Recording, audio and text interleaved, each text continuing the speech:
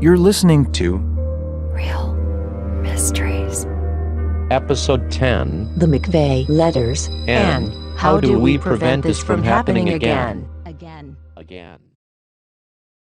I'm Brenda Bennett. Today we're going to explore two topics that cover a lot of ground. First, we'll examine the mind of Timothy McVeigh through a local reporter to whom McVeigh wrote letters during his time in prison before his execution. Then we'll chat with a former FBI agent who now teaches classes on anti-terrorism techniques currently being used by our government. And we'll talk about what we have to give up in order to prevent foreign and domestic terrorism from happening on American soil. Phil Bacharach served as a deputy press secretary for Governor Frank Keating and as press secretary to Governor Brad Henry.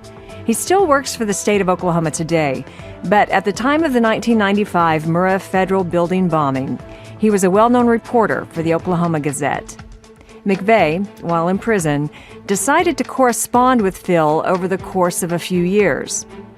Eventually, Phil knew the letters would be important, given what happened in Oklahoma City on April 19, 1995, and ultimately shared one letter in the Gazette newspaper and other letters in Esquire magazine.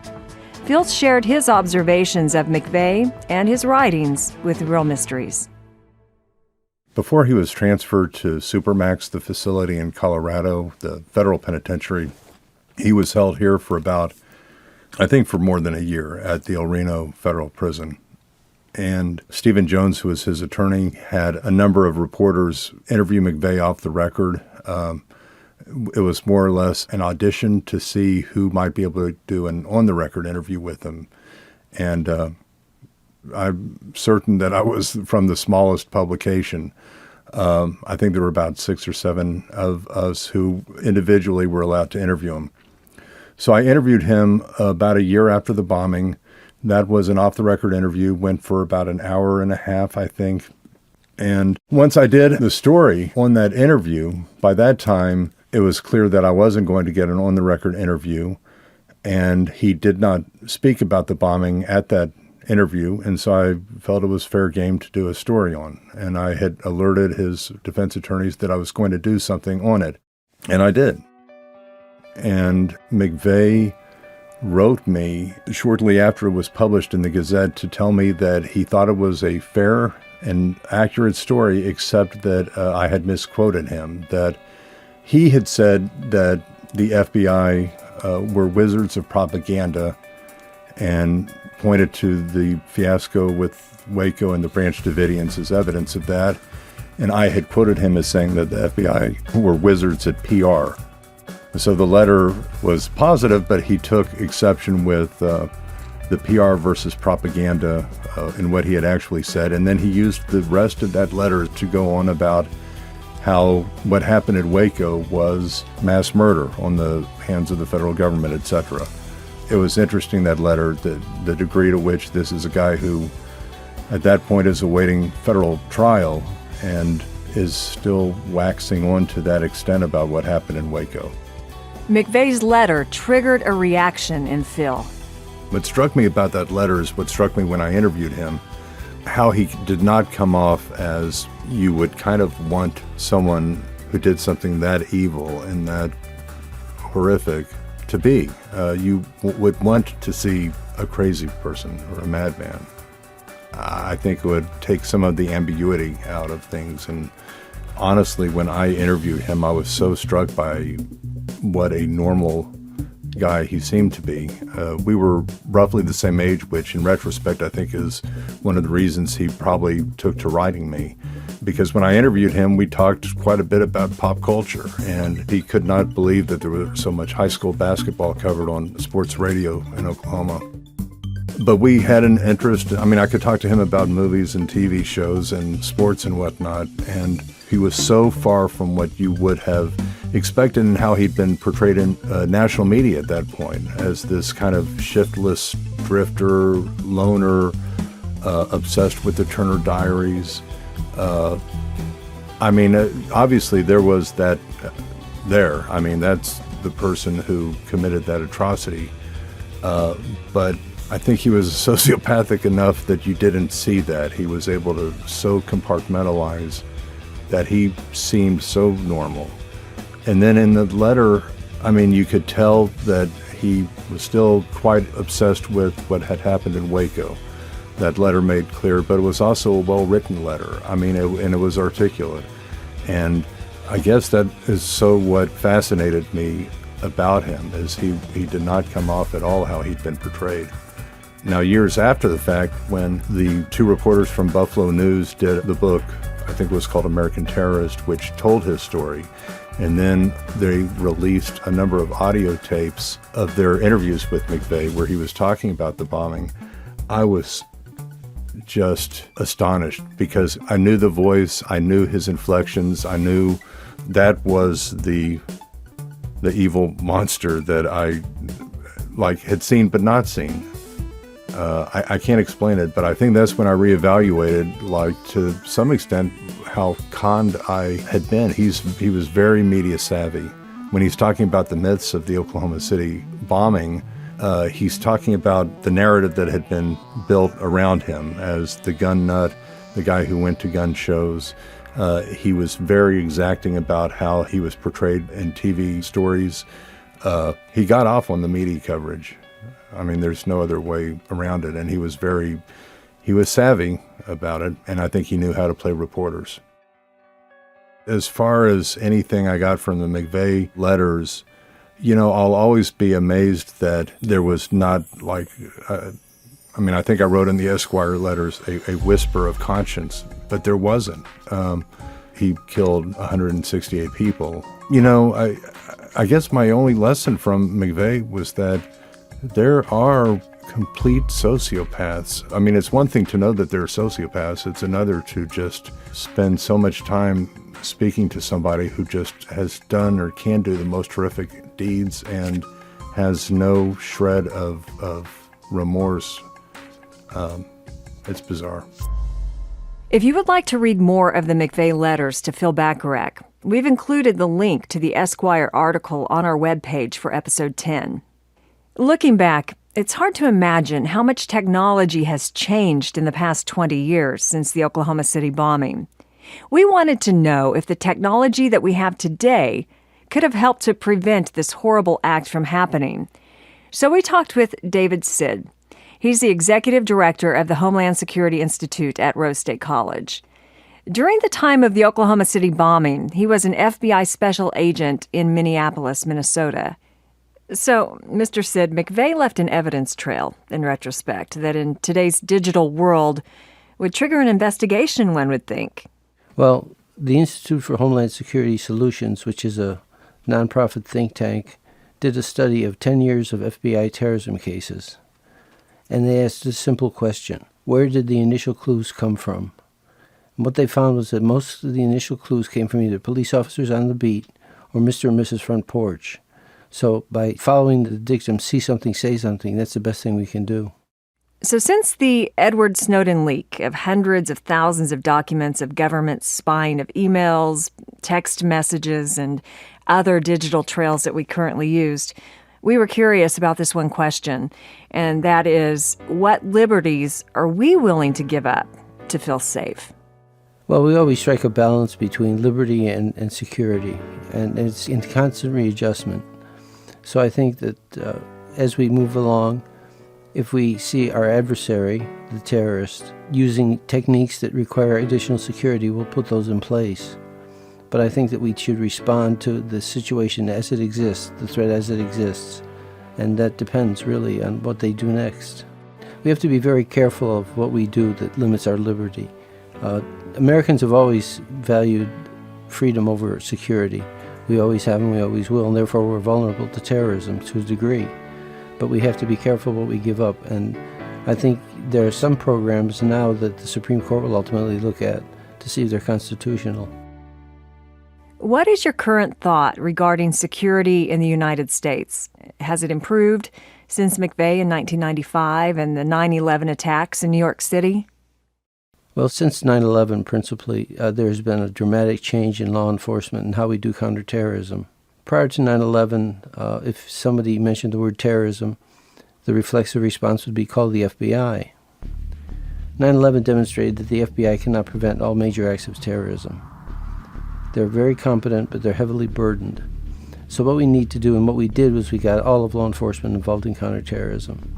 The police officer on the beat, everyone. And by doing that, we've improved our capabilities significantly. The other thing we've done is we've focused on the use of intelligence. We need to use intelligence because there are too many soft targets to attack. We can't make every target as secure as an airport. So therefore, we use intelligence to prevent terrorism. That is, we anticipate what the bad guy's going to do and we interdict it. That's really our last chance to hold a place between the match and the fuse. So, how do we try to prevent terrorism on American soil? How do we anticipate and interrupt what the bad guys are planning to do?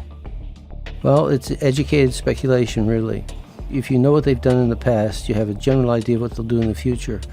But we have to watch out for our emerging threats, those threats that we haven't seen before.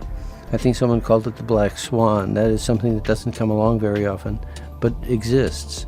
And we do that, again, through the use of intelligence, by having analysts who are using their imaginations and speculating intelligently.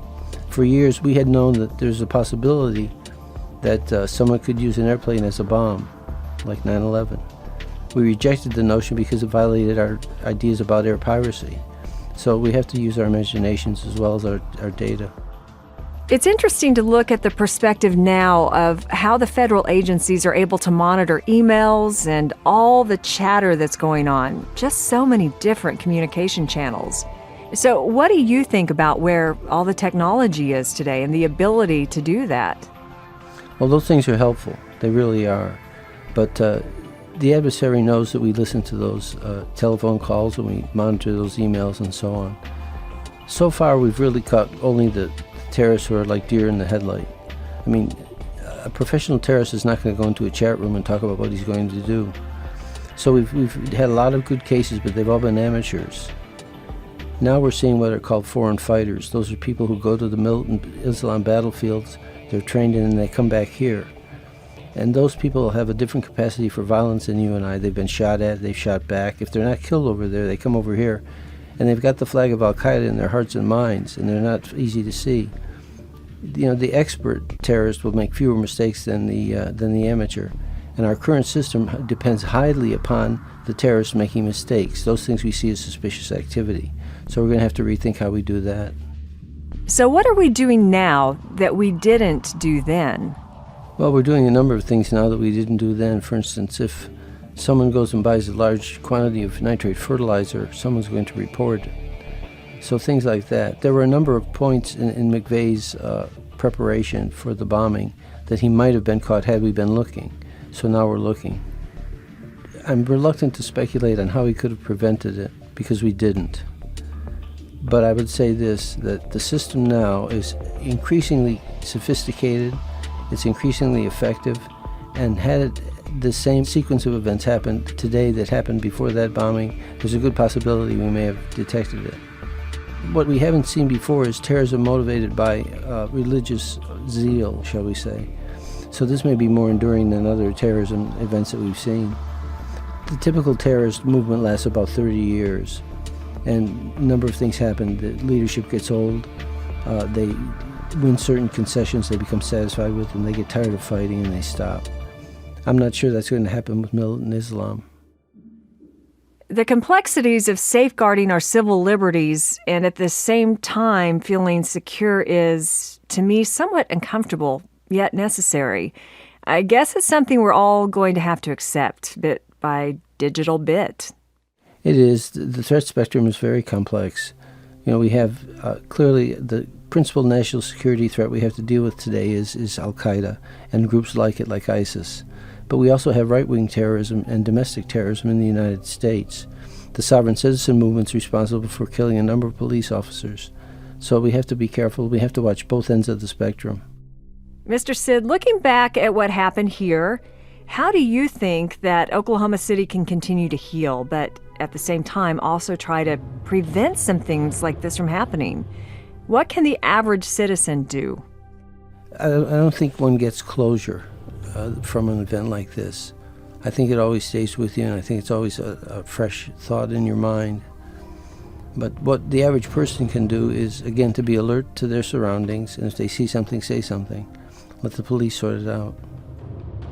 See something, say something, and let the police sort it out.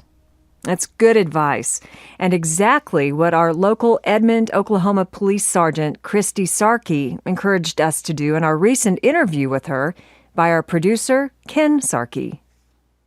Christy, besides having been a patrol officer on the streets, as well as on I-35, that same interstate where McVeigh was stopped and arrested, you also served as an evidence recovery technician, a bomb squad member, and crime scene investigator. What does it take to find suspicious people and stop their efforts before they commit a crime? Can our government agencies handle it all by themselves? Or do they need citizens to get involved in some way?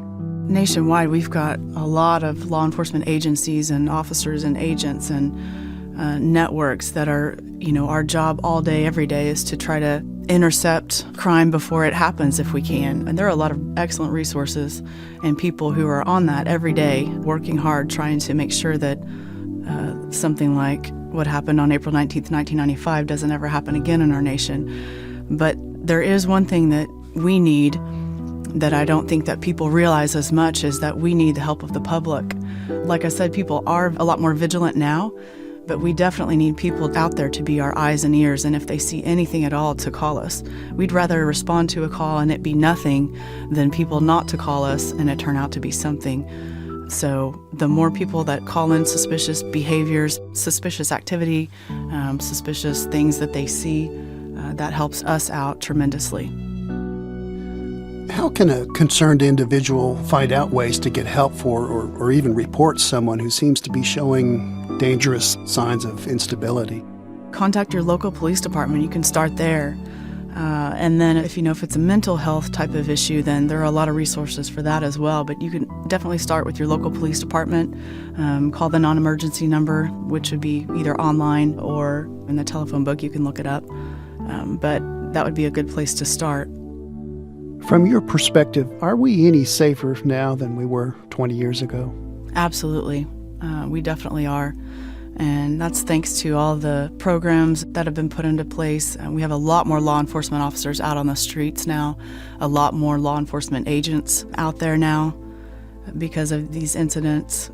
We have a lot of programs that have developed, such as Homeland Security and other resources now, that our number one job is to fight crime and try to head off an event like this prior to it happening. And we appreciate your service to our community very much. Well, you're welcome. I feel very honored to be able to serve my community in this way and, to come to work every day and do everything that I can to try to keep people safe and prevent crime and prevent bad things from happening. When I go to the memorial, I feel a sense of profound sadness at the loss of life, and it's very personal to me. I think that those victims and family members that I've known have been, they've made a difference in the way I think about terrorism. When you're in the business, you have to objectify it to a certain degree. You have to stay back. You can't get emotional about everything. But these people have grounded me, and they've given me a new sense of what it really means to be a victim of terrorism. Well, David Sid, we appreciate all you have done to keep us safe and for sharing your thoughts with us today. Thank you. In our next episode, we talk with Carrie Watkins, Executive Director of the Oklahoma City National Memorial and Museum. It's a thoroughly fascinating interview you won't want to miss. For now, I'm Brenda Bennett, and this is realmysteries.us. And remember, see something, say something.